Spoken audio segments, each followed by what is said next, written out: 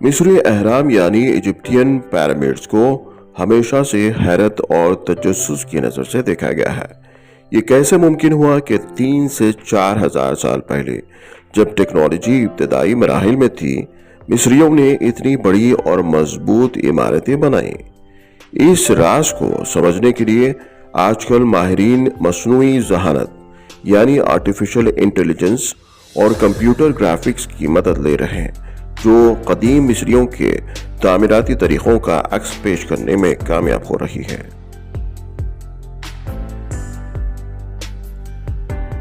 مصری اہرام کے بھاری پتھر، جن کا وزن 2.5 ٹن سے زیادہ ہے، نیل کے کنارے سے لائے گئے تھے۔ ان پتھروں کو اہرام کی اونچائی تک کیسے پہنچایا گیا، یہ ایک مشکل سوال ہے۔ قدیم مصری تحریروں اور مقبروں میں کچھ نشانات موجود ہیں جن سے پتہ چلتا ہے کہ ان پتھروں کو ریمپ کے ذریعے بلند کیا جاتا تھا۔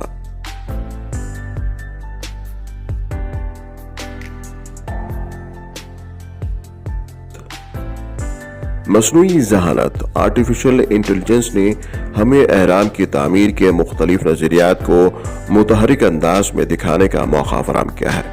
اس ویڈیو میں اے آئی اور جدید گرافکس کا استعمال کرتے ہوئے یہ بتایا گیا ہے کہ مصریوں نے ممکنہ طور پر ریمپ اور پانی سے بھرے ہوئے راستوں کا استعمال کیا تاکہ پتھروں کو کھسک کر اہرام کی جگہ تک پہنچایا جا سکے۔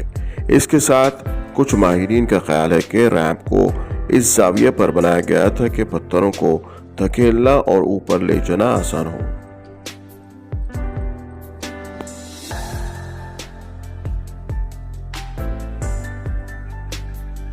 اہرام کی تعمیر کے بارے میں کئی نظریات ہیں۔ ایک نظریے کے مطابق مصریوں نے ایک گول ریمپ بنایا جو اہرام کے گرد گھومتا تھا اور اس پر چڑھ کر پتھر اوپر لے جائے جاتے تھے۔ ایک اور نظریہ یہ ہے کہ مزدور لکڑی کی سلیج یا سلائیڈر استعمال کرتے تھے اور اس کو نمکین پانی پر کھینچتے تھے جس سے رگڑ کم ہوتی تھی۔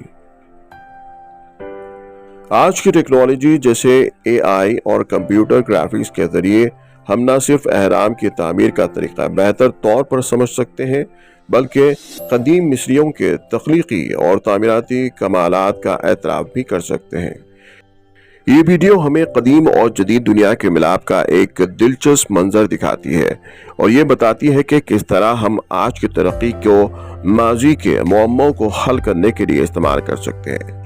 مصری اہرام یعنی پیرامڈز کی تعمیر کے متعلق اے آئی ویڈیو ہمیں قدیم مصری تہذیب کی ذہانت اور ان کے تعمیراتی عزم کو سمجھنے میں مدد دیتی ہے۔ ان کی محنت اور مہارت آج بھی ایک مثال ہے۔